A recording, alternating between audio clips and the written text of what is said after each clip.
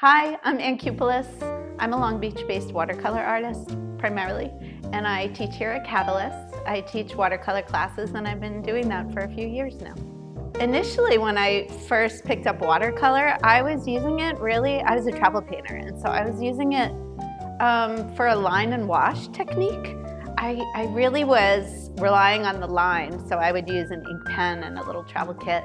And I think it was about in 2018 when I decided that I wanted to get rid of the ink part and the pencil and really rely only on the watercolor to develop the painting in terms of the form and the edges and so forth. So I would consider myself having picked up watercolor in earnest in 2018. So actually watercolor wasn't the first medium that I started my art journey with.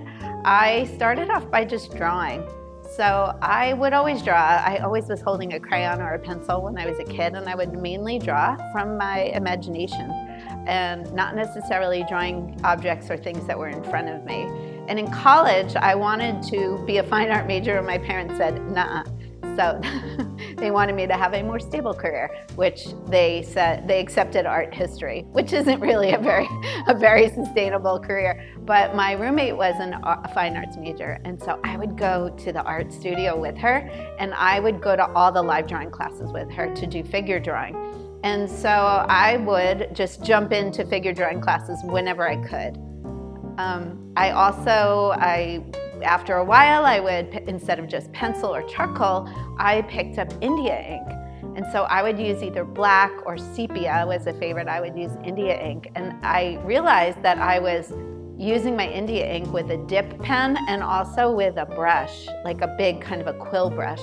And I realized that I was using India ink in a way that you might use watercolor. I was watering it down and I was letting it flow on the paper to create edges and to create form within the human figures. So simultaneously, someone had given me a kit, a Winsor Newton travel kit, about 10 little paints in it and a brush. And so when I would go on vacation or I would travel, I would bring that along with a little sketch pad and a pencil or a pen, a waterproof liner pen, and I would paint with that. So I think when I first decided that I would go into watercolor, it seemed natural because it seemed like a natural progression of taking the way that I use the India ink and then adding more colors to it, really. And so that's when I sort of stopped using a lot of India ink and a dip pen, and I just started to use watercolor in a more traditional sense. Aside from the sort of typical milestones, I would say, which are like achievements, the first solo show, the first award, and that, the first paycheck you got, that kind of thing. I really think the thing I'm the most proud of is my students. I have amazing students, and a lot of them have been with me for a very long time. And there's a community that's grown around me and around my bringing people together that is bigger than me. And I'm really, really proud of that. These are a lot of hobbyist artists, but they're also artists who are on a journey to perhaps become a professional artist. There are also several professional artists that are within this community now. And the community started off with me teaching here at Catalyst, but also I teach a free watercolor happy hour every Friday. It's from 4 to 5 p.m. That's why I call it happy hour. And it's BYOB, bring your own brushes. And I do it on Zoom, and it's free. So every week I have a number of artists. It could be 8, it could be 30 or 40 that show up, and we paint a different subject every week. And that group is just an amazing, talented group of artists who are supportive of each other, who are super supportive of me. And it's all sort of grown to be bigger than me. And we even get together outside of class or outside of the happy hours, and we do workshops out in plein air. We go to art shows together, or we just become friends. And so that's what I'm most proud of, is this community that has grown up around me. I love them. So last year I was commissioned to do a series of acrylic paintings for a gallery in Nova Scotia, Canada. And so that was my real first experience with acrylics. And I found them to be super challenging because I didn't know what I was doing. But I liked the ability to sort of push things around on the paper.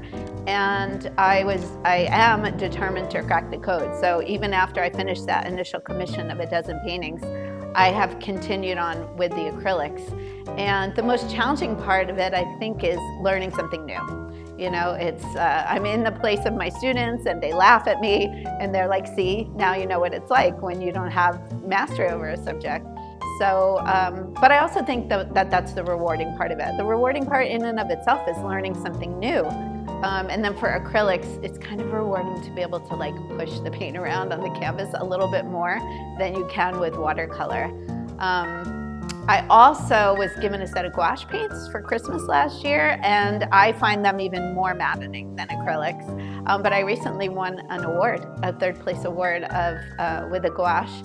So I was really pleased with that, and I think I'm going to continue also with my explorations into gouache.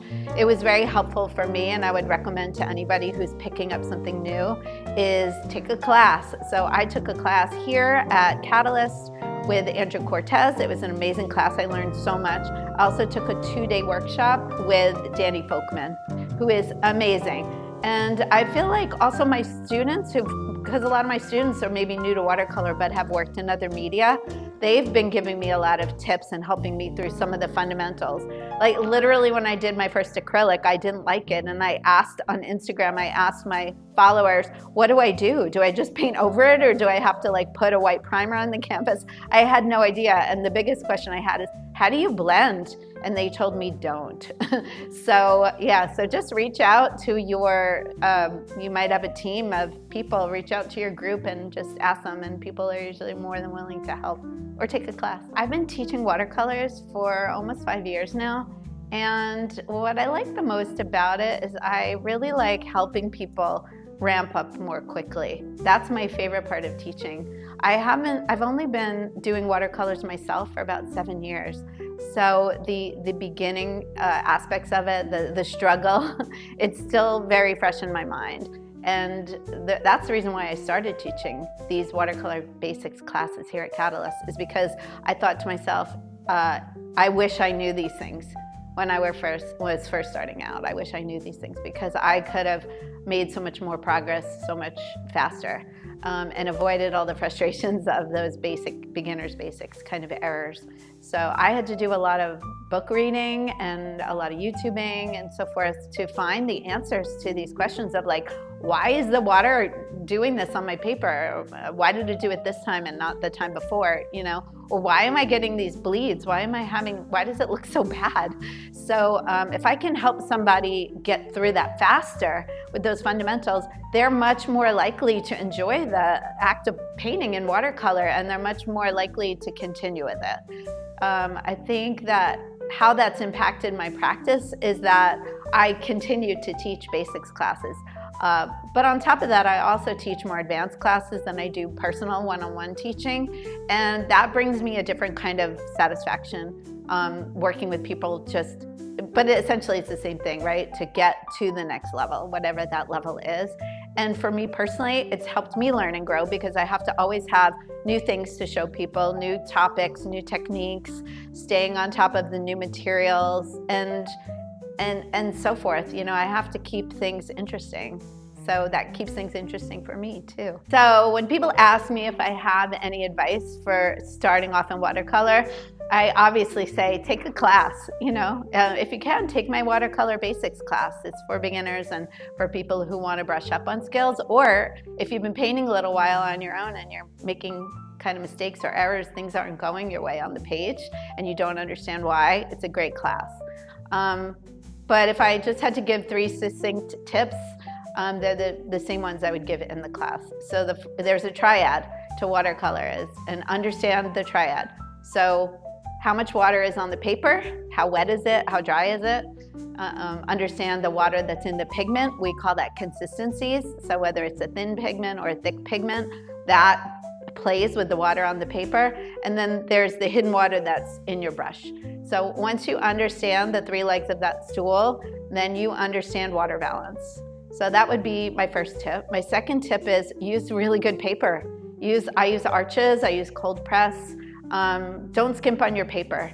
and use more water. That would be my third recommendation. Most people, when they use watercolor, they're not taking full advantage of the medium. They're painting really stingily, they're not using enough paint, but they're really not using enough water, and that's when the paint comes alive, is with the use of water. This is, I think, especially true of people who come to watercolor from a non-water-based medium like oils. I'm always saying more water, more water. My favorite thing to paint is landscapes. I think it's always been that way. I was that kid looking at the car window and just, my brothers would be looking at cars and I'd be looking at the landscape going by, and I'd see things in shapes and colors, and so I'd like to translate that using art materials. So I love landscape painting, and I'm a plein air painter too, so I get to combine my love of outdoors with capturing that landscape. But I am not just a landscape painter. I'll paint anything that interests me. If I see something that's compelling to me, I will tackle it. And that includes figures, animals, still life, anything really. I just don't paint a lot from my imagination. I usually need a visual cue. So I think for watercolor, the most important thing that you need is patience. That's a free quantity, but it's really difficult. Yeah, you need to allow things time to dry on the paper a lot of the time. So yeah, aside from patience, my favorite things that I use are, for paper, I already mentioned, I love Arches, cold press. Arches is 100% cotton, and it's a long fiber cotton, and for me, it is sized the best. So sizing is a starch that's added to regular paper that holds the paint and it doesn't whoosh out. So without that sizing, you're basically painting on a paper towel. And so Arches is sized the best. It's sized on front and back and in the middle, and it's perfect. So I love Arches paper. My other favorite supplies are for paints. I love tube paints. I don't really care for working with pan paints. Tube paints have more glycerin. I like Daniel Smith. I like Da Vinci. I like Core. I think you say Core. My secret weapon is Viviva color sheets. I love the super vivid nature of the Viviva color sheets, and also how they flow on the paper. So those are my favorites. In terms of brushes, I am really a particular fan of a quill brush, like a quill mop, such as Isabey or Raphael. But for all of my other brushes, I pretty much I really like Princeton, the Aqua Elite series. It is a synthetic series that acts like a natural bristle, so it has a lot of spring to it, but it holds a lot of water. Those are my favorite. Like, I can't do without those things.